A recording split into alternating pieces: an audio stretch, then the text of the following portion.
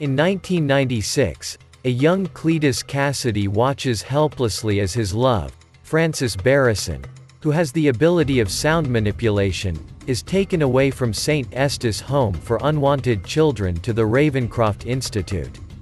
On the way, she uses her sonic scream powers to escape and attacks young police officer Patrick Mulligan. He shoots Barrison in the eye and suffers an injury to his ear due to her scream. Unbeknownst to Mulligan, who believes he killed her, Barrison is taken to the facility, which is hardened against her powers. In the present day, Mulligan, now a detective, contacts Eddie Brock to speak to Cassidy, a serial killer who refuses to talk to anyone other than Brock following their interview a year prior. N1. After the visit, Venom, Eddie's symbiote, is able to figure out where Cassidy has hidden the body of victims, which gives Brock a huge career boost. Brock is then contacted by his ex-fiancée Anne Weying, who tells him that she is now engaged to Dr. Dan Lewis, much to Venom's displeasure. Cassidy, who was found guilty of his crimes and earlier sentenced to death by lethal injection, invites Brock over to San Quentin State Prison, where Cassidy is detained on death row, to attend his execution. However, Venom is provoked to attack Cassidy via insults towards Brock. Cassidy bites Brock's hand, ingesting a small part of the symbiote. Back home, Venom, wanting more freedom to eat bad people, has an argument with Brock, and the two end up fighting until the symbiote detaches from his body. They go their different ways. Cassidy's execution fails when a red symbiote emerges and blocks the injection. It introduces himself as Carnage and goes on a violent rampage through the prison, freeing inmates and killing guards. Cassidy and Carnage then make a deal.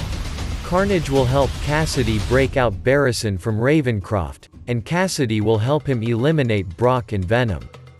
Mulligan calls Brock and warns him about the situation. In Ravencroft, Cassidy frees Barrison, and they travel to their old children's home to burn it down. Mulligan, suspicious of Brock due to his interactions with Cassidy before Carnage emerged, takes Brock to the police station. Brock refuses to answer Mulligan's questions and contacts Wayne as his lawyer.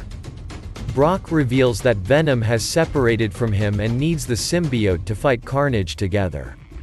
As Venom makes his way through San Francisco by hopping from body to body, Wayne finds and convinces him to forgive Brock. She bonds with Venom and breaks Brock out of the police station. Brock and Venom make amends and bond again. Cassidy takes Mulligan hostage, and Barrison captures Wayne after failing to find Brock. Barrison gives Lewis information on Wayne's whereabouts, and he gives it to Brock. Cassidy and Barrison plan to get married at a cathedral, where Venom appears and fights Carnage. Barrison seemingly kills Mulligan by hanging him onto a chain. Venom holds his own against his spawn, but he is eventually overpowered brutally by Carnage, and the latter decides to kill Wayne atop the cathedral.